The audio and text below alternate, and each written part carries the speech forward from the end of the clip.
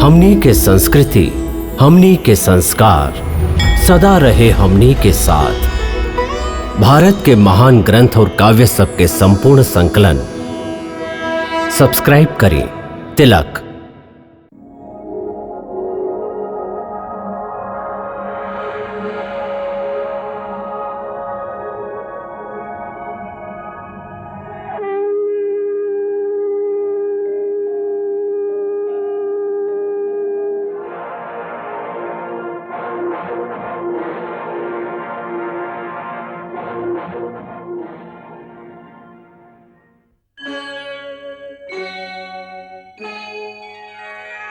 कृष्णा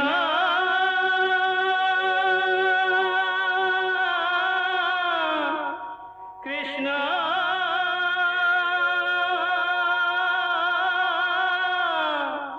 हरे कृष्णा हरे हरे।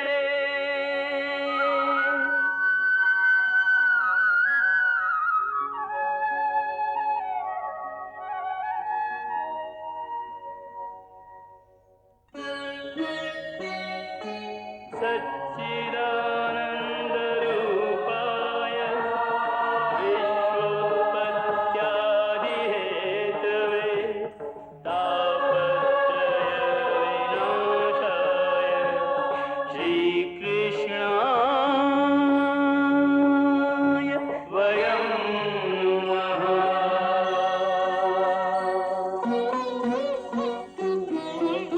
श्रीकृष्ण गोविंद हरे मुरारे, हे नाथ नारायण वासुदेव। हरे कृष्ण राधे राधे कृष्ण कृष्ण हरे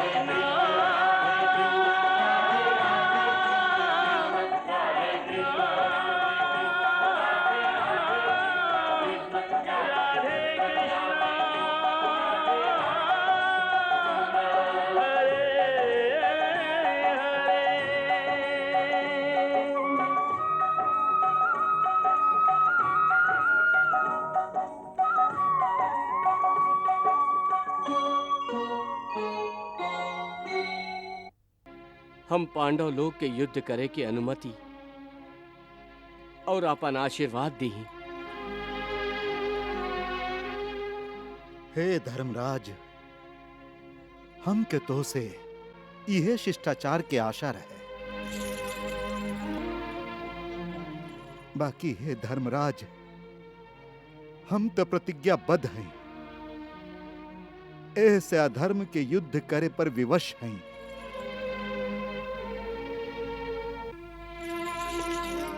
बाकी यह युद्ध में तू हमके पांडव लोग के ओरी से युद्ध करे खातिर मत कहिया। हम ये वरदान तोके ना दे सकब बेटा। हे पितामह, बेटा के धर्म ई ना होखेला कि वो अपन पुरखन के उनकर प्रतिज्ञा से मुंह मोड़े पर विवश करे। बेटन के तो चाही कि वो अपन पुरखन के वचन और उनकर प्रण खातिर अपन प्राण तक न्योछावर कर देबे। बाकी ई हमार दुर्भाग्य है कि हम ऐसा ना कर सकेली। आप निसंदेह कौरवन के ही पक्ष में रही, ये आपके धर्म है। बाकी जब तक आप कौरवन के संगे रहब, हम लोग ई युद्ध कबो न जीत सकेली, काहे कि आप अजेय हैं।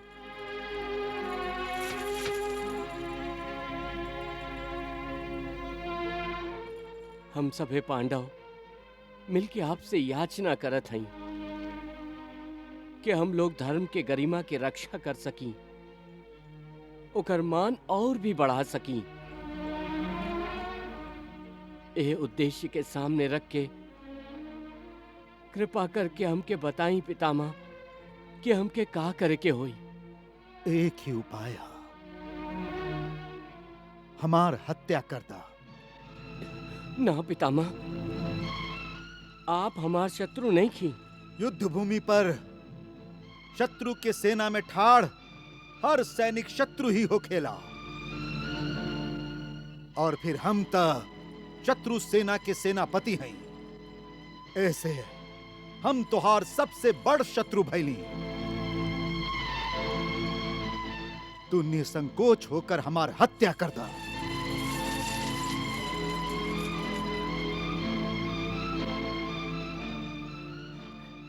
इतना बड़ा अनर्थ हमरा से ना हो सकी पितामह। बेटा युधिष्ठिर, हमार वध तो से तका जब तक हम ना चाहब संसार के कौनो भी योद्धा से ना हो सकेला। हमके इच्छा मृत्यु के वरदान प्राप्त था। ए असंभव स्थिति में हम अपन धर्म के पालन कैसे करी, कैसे विजय प्राप्त करी? ए संबंध में कृपया हमार मार्गदर्शन करें पितामह।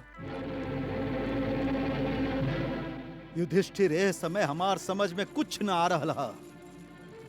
तू कोनो अच्छा सा अवसर देख के फिर हमरा पास आई हा। तोहार जीत के रास्ता हम जरूर ढूंढ निकालब।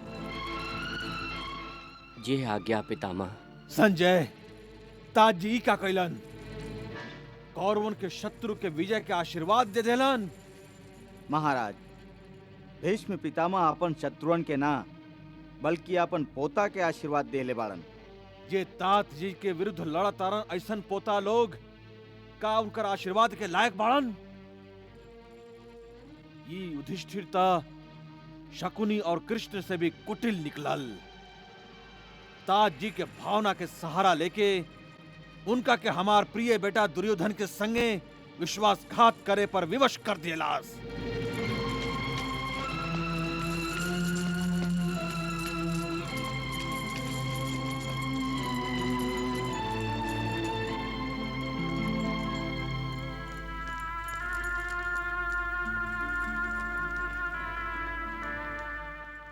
प्रणाम गुरुदेव।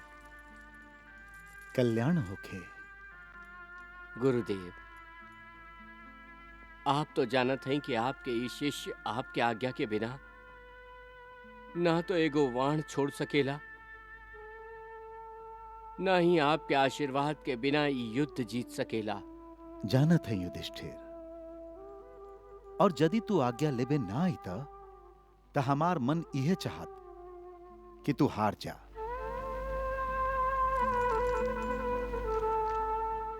बाकी तोहार शिष्टाचार गुरु के मान और मन दोनों के बढ़ौले बा।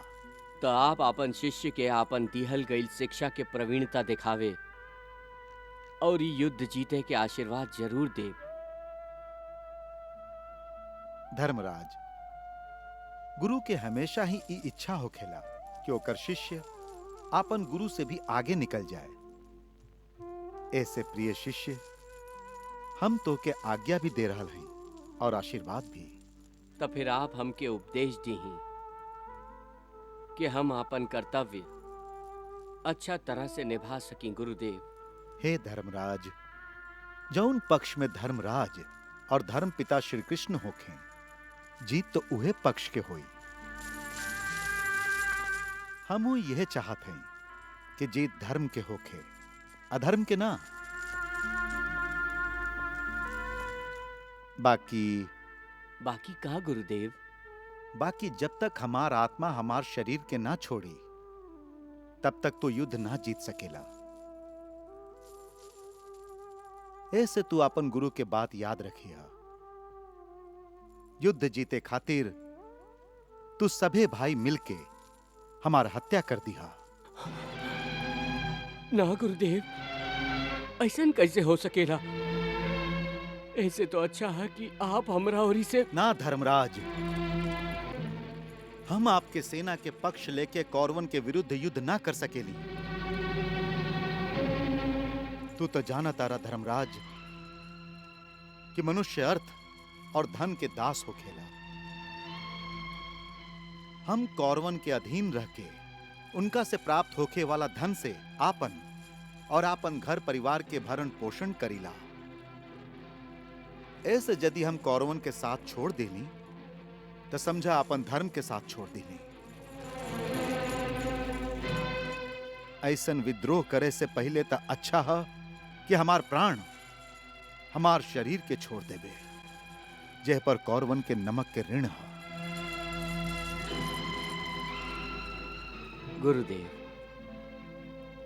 भाग्य हम सबे के कहूँ ला के ठाड़ कैले हा। यदि ये दुर्भाग्य के पहले से पता होइत कि एक दिन हम के अपन गुरु के ही विरुद्ध लड़के पड़ी, तो हम आपसे शिक्षा कबो न लेती, कबो न लेती।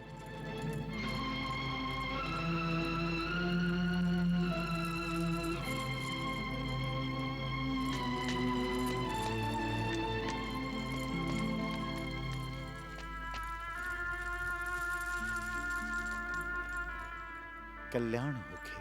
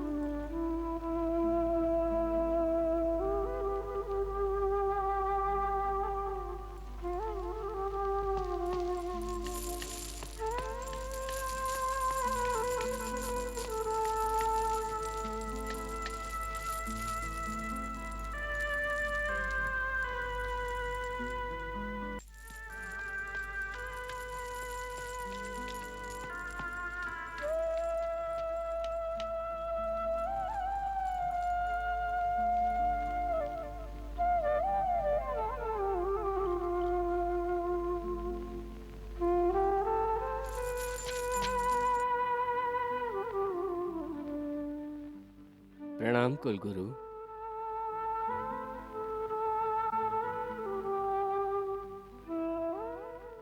आयुष्मान होगा।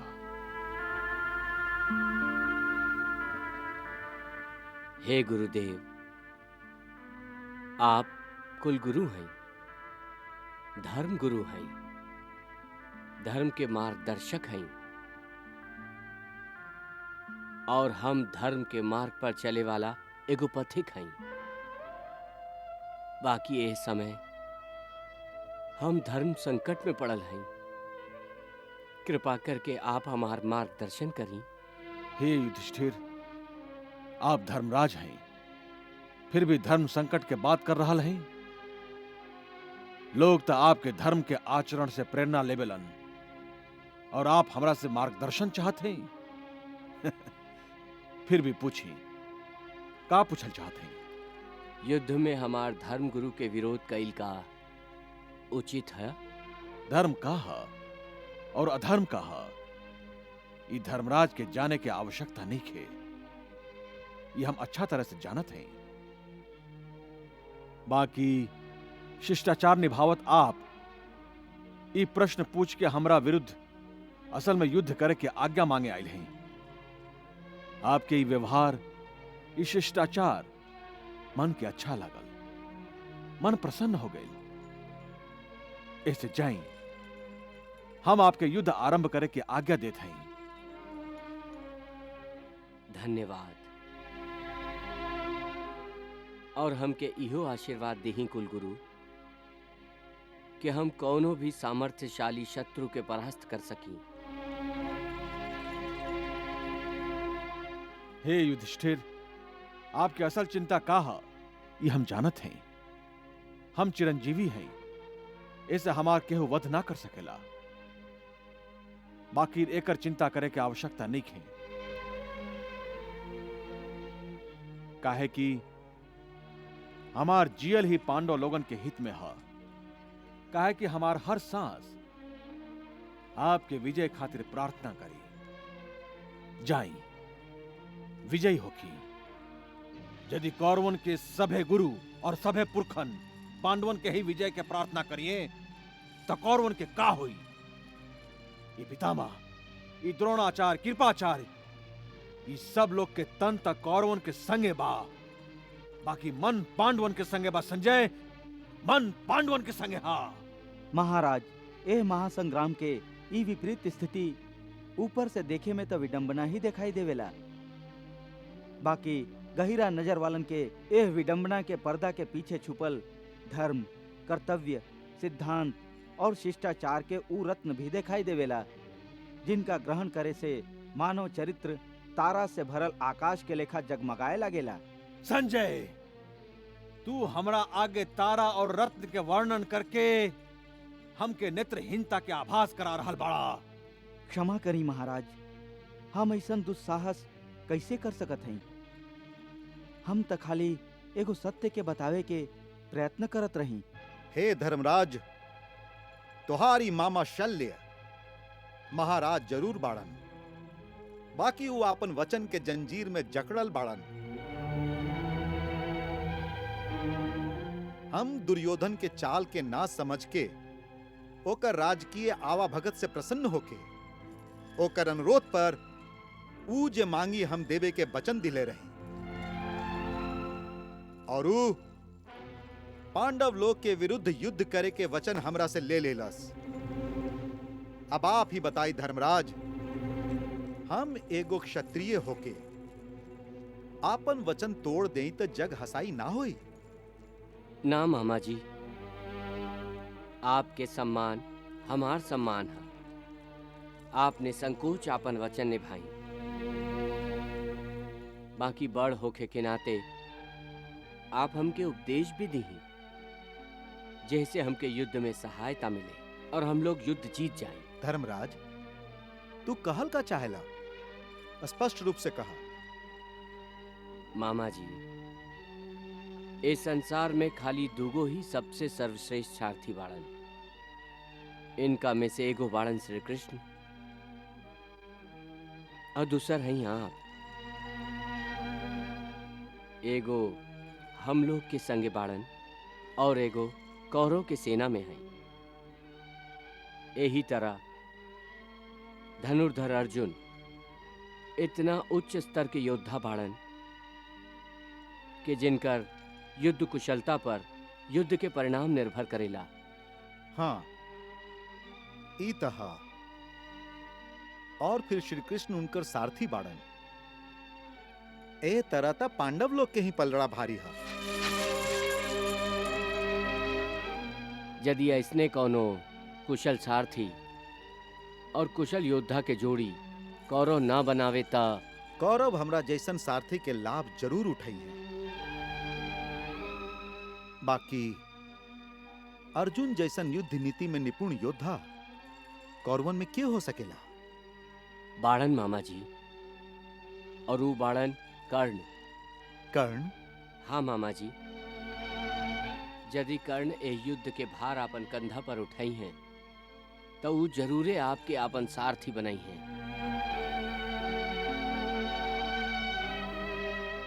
काहे कि कर्ण के अलावा आप जैसन सारथी के महत्व कौरवन में केहू नहीं खे जाने लन। ऐसन होखल बहुत संभव है। यदि ऐसन भइल और ओह स्थिति में आप कर्ण के सारथी होखब तो उनका के बात में उलझा के आप उनका ध्यान भंग कर सकब।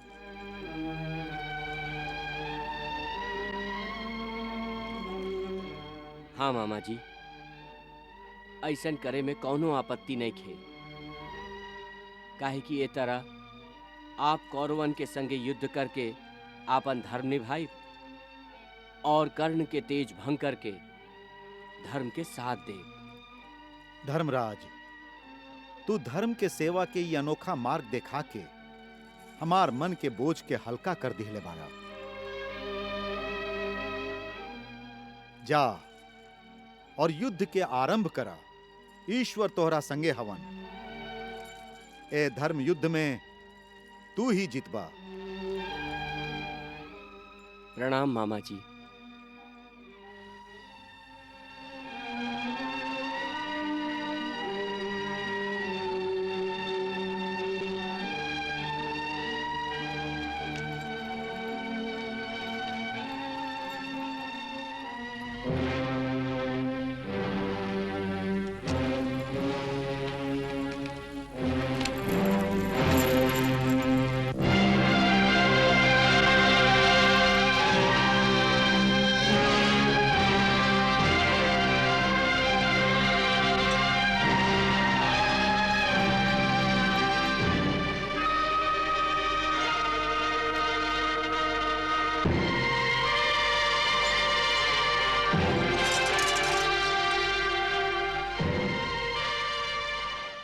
हे क्षत्रिय कौरव योद्धा लोग,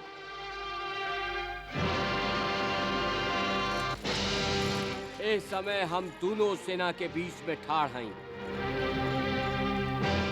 हमार पैर के नीचे ऊ रेखा है जे धर्म के अधर्म से अलग करेली। ए रेखा के पार दोनों ओरी के सेना और ओकर हर योद्धा इहे मान के युद्ध करी के ऊ धर्म पर हा। बाकी साच ई है कि दोनों के दोनों सेना धर्म के मार्ग पर न हो सकेला। एमे एगो धर्म के पक्ष में है और एगो अधर्म के मार्ग पर। बाकी आप कौरवन में से जे भी अपन मन से मानेला कि पांडव धर्म के मार्ग पर बाड़न, यदि वो योद्धा लोग धर्म के साथ दिहल चाहेलन तो ये ऊ क्षण है कि वो ये रेखा के पार करके हम पांडवन में सम्मिलित हो सकेला। कृष्णा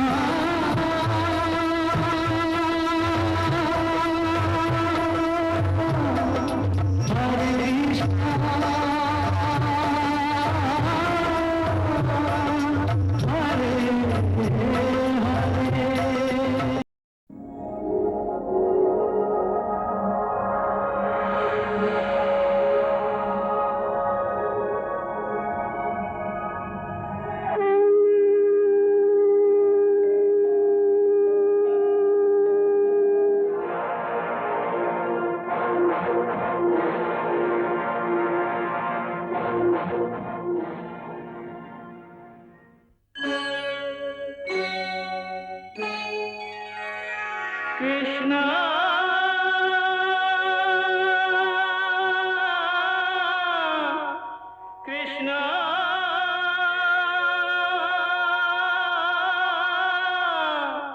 हरे कृष्णा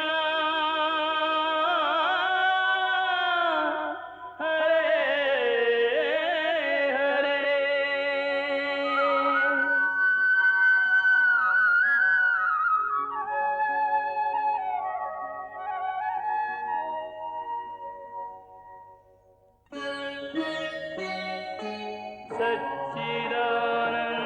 सच्चिदानन्दरूपाय विश्वोत्पत्त्यादिहेतवे तापत्रयविनाशाय श्रीकृष्णाय वयं नमः।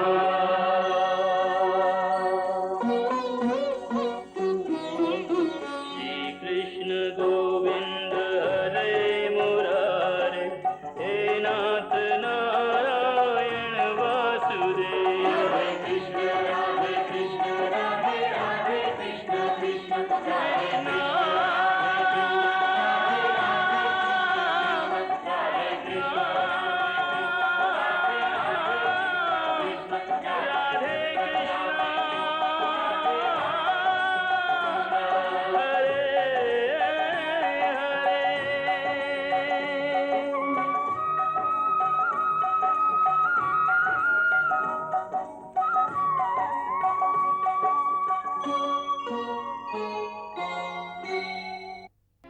हम पांडव लोग के युद्ध करे की अनुमति और अपन आशीर्वाद दी।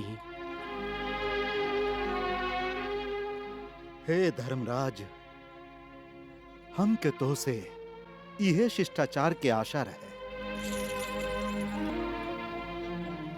बाकी हे धर्मराज, हम तो प्रतिज्ञाबद्ध हैं,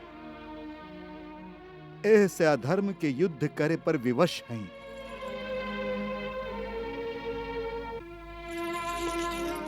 बाकी यह युद्ध में तू हमके पांडव लोग के ओरी से युद्ध करे खातिर मत कहिया। हम ये वरदान तोके ना दे सकब बेटा। हे पितामह, बेटा के धर्म ई ना हो खेला कि वो अपन पुरखन के उनकर प्रतिज्ञा से मुंह मोड़े पर विवश करे। बेटन के तो चाही कि वो अपन पुरखन के वचन और उनकर प्रण खातिर अपन प्राण तक न्योछावर कर देबे। बाकी ई हमार दुर्भाग्य है कि हम ऐसा ना कर सकेली। आप निसंदेह कौरवन के ही पक्ष में रही, ये आपके धर्म है। बाकी जब तक आप कौरवन के संगे रहब, हम लोग ई युद्ध कबो न जीत सकेली, काहे कि आप अजेय हैं।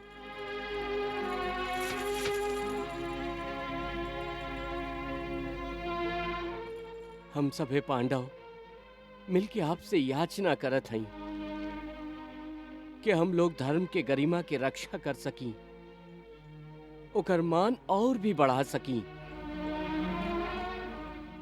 यह उद्देश्य के सामने रख के कृपा करके हमके बताई पितामह कि हमके का करे के होई। एक ही उपाय है, हमार हत्या कर दा। ना पितामह, आप हमार शत्रु नहीं थी।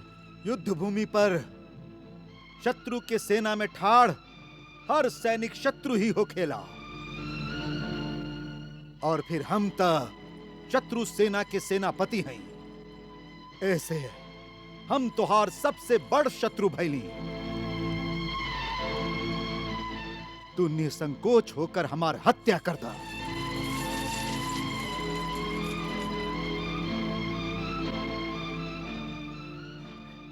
इतना बड़ा अनर्थ हमरा से ना हो सकी पितामह।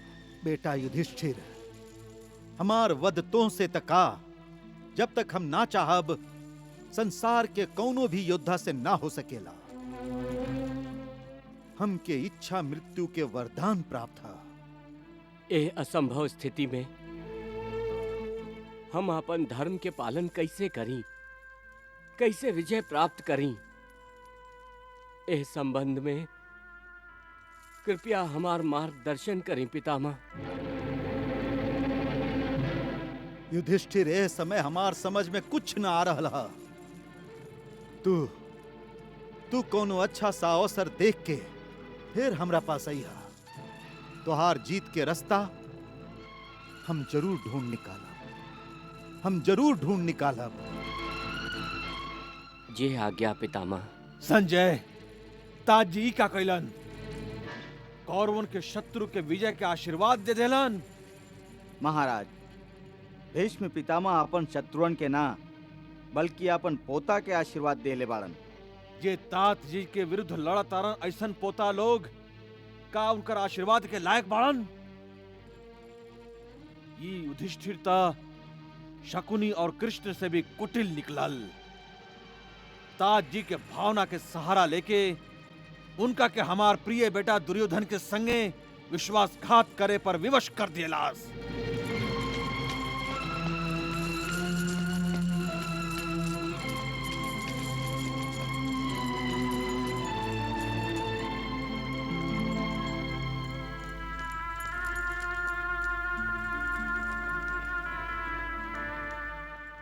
प्रणाम गुरुदेव।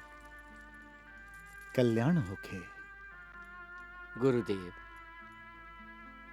आप तो जानत हैं कि आपके ये शिष्य आपके आज्ञा के बिना ना तो एगो वाण छोड़ सकेला,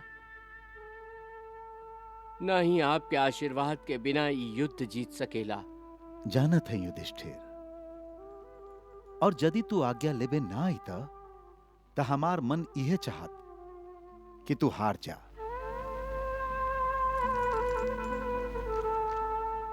बाकी तोहार शिष्टाचार गुरु के मान और मन दोनों के बढ़ौले बा। तो आप अपन शिष्य के आपन दिहल गईल शिक्षा के प्रवीणता दिखावे और ये युद्ध जीते के आशीर्वाद जरूर दे। धर्मराज, गुरु के हमेशा ही ई इच्छा होखेला कि ओकर शिष्य आपन गुरु से भी आगे निकल जाए। ऐसे प्रिय शिष्य, हम तो के आज्ञा भी दे रहल हैं और आशीर्वाद भी। तो फिर आप हमके उपदेश दी कि हम अपन कर्तव्य अच्छा तरह से निभा सकें गुरुदेव। हे धर्मराज, जौन पक्ष में धर्मराज और धर्म पिता श्री कृष्ण होखें, जीत तो उहे पक्ष के होई।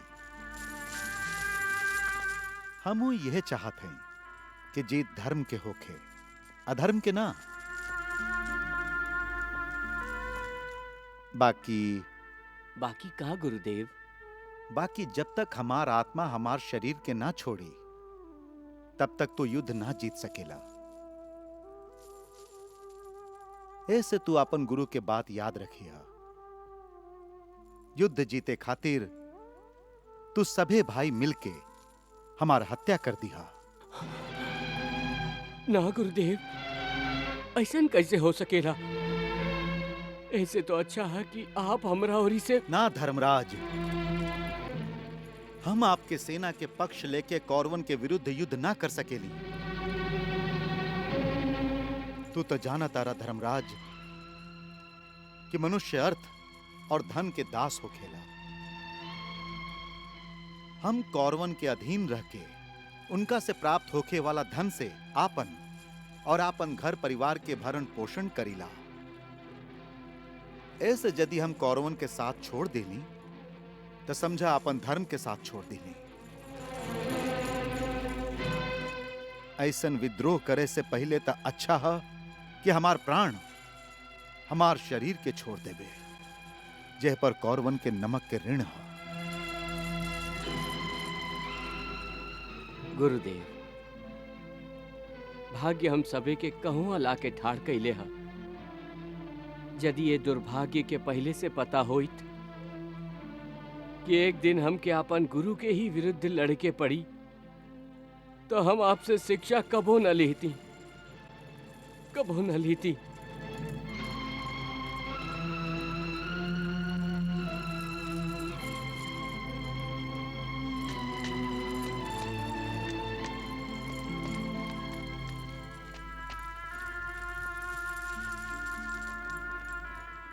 कल्याण होखे।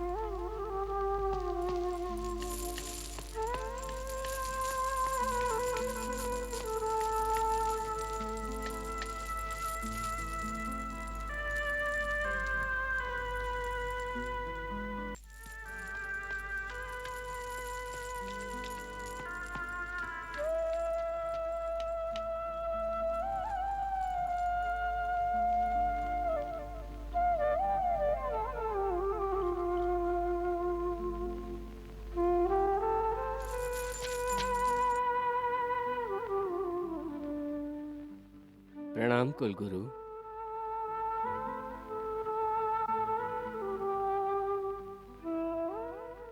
आयुष्मान होगा।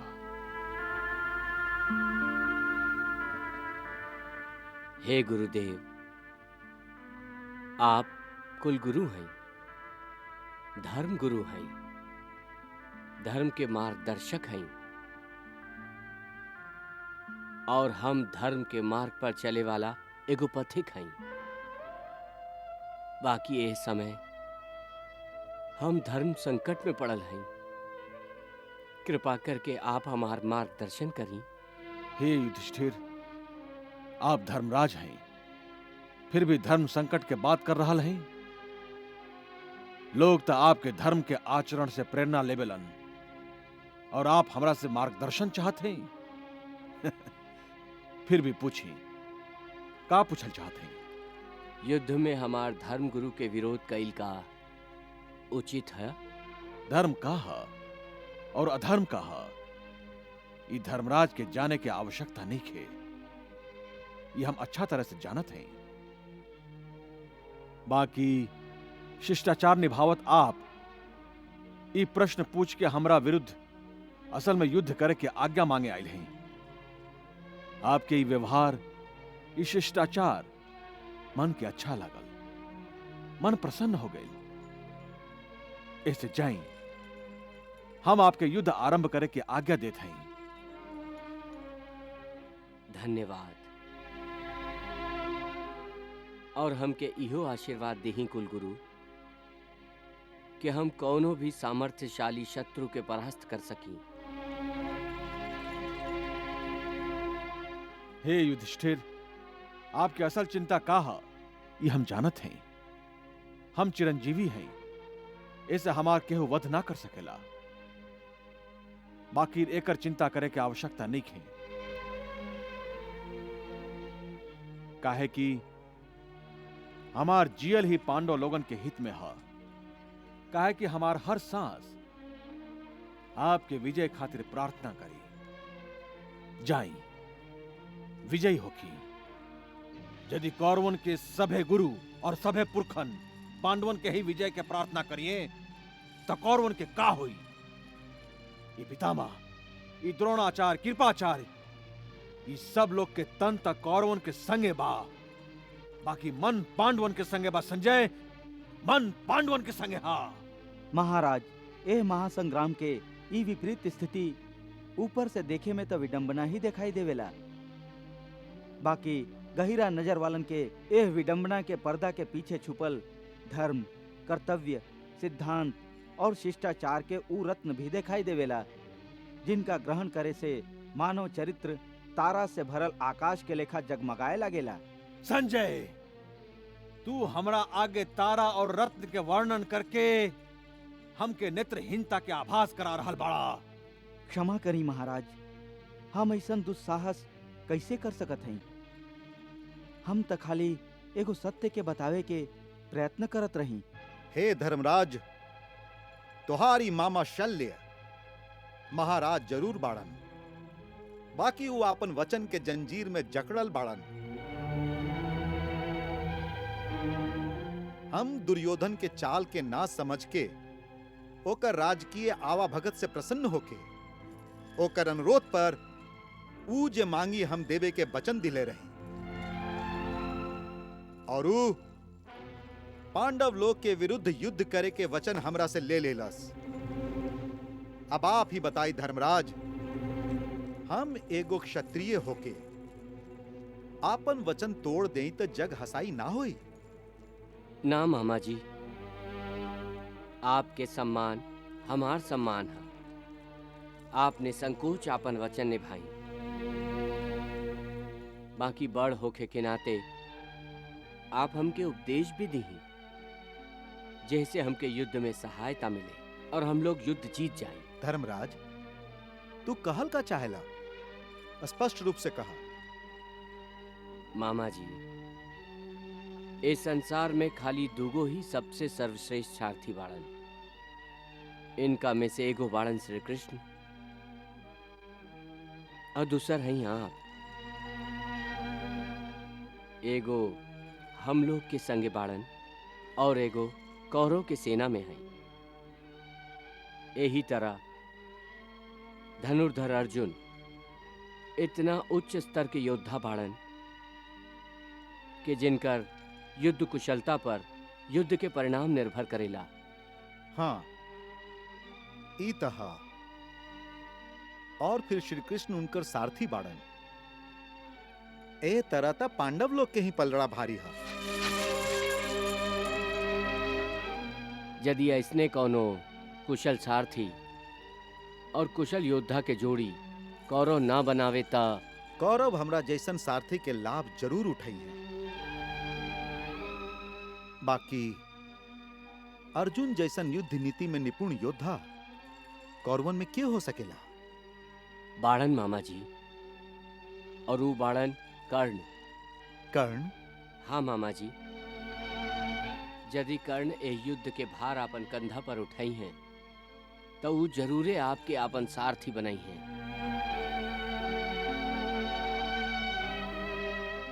काहे कि कर्ण के अलावा आप जैसन सारथी के महत्व कौरवन में केहू नहीं खे जाने लन। ऐसन होखल बहुत संभव है।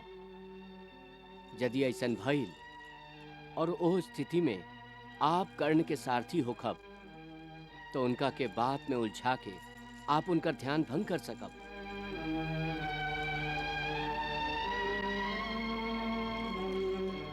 हाँ मामा जी, ऐसन करे में कौनो आपत्ति नहीं खे। काहे कि ये तरह आप कौरवन के संगे युद्ध करके आपन धर्म निभाई और कर्ण के तेज भंग करके धर्म के साथ दे।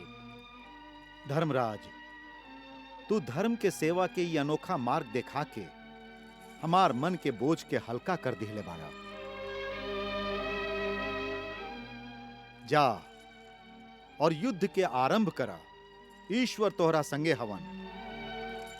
ए धर्म युद्ध में तू ही जितबा।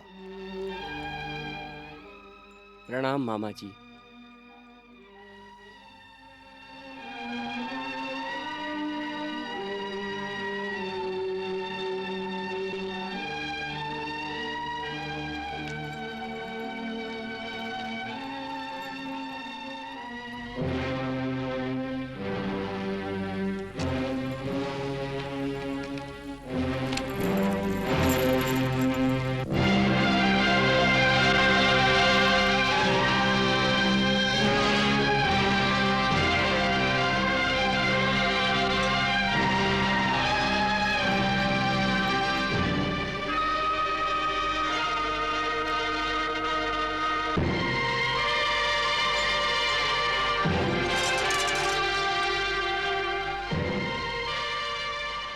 हे क्षत्रिय कौरव योद्धा लोग,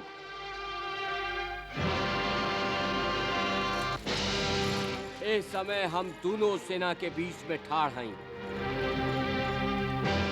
हमार पैर के नीचे ऊ रेखा है जे धर्म के अधर्म से अलग करेली। ए रेखा के पार दोनों ओरी के सेना और ओकर हर योद्धा इहे मान के युद्ध करी के ऊ धर्म पर हा। बाकी साच ई है कि दोनों के दोनों सेना धर्म के मार्ग पर न हो सकेला। एमे एगो धर्म के पक्ष में है और एगो अधर्म के मार्ग पर। बाकी आप कौरवन में से जे भी अपन मन से मानेला कि पांडव धर्म के मार्ग पर बाड़न, यदि वो योद्धा लोग धर्म के साथ दिहल चाहेलन तो ये ऊ क्षण है कि वो रेखा के पार करके हम पांडवन में सम्मिलित हो सकेला। कृष्णा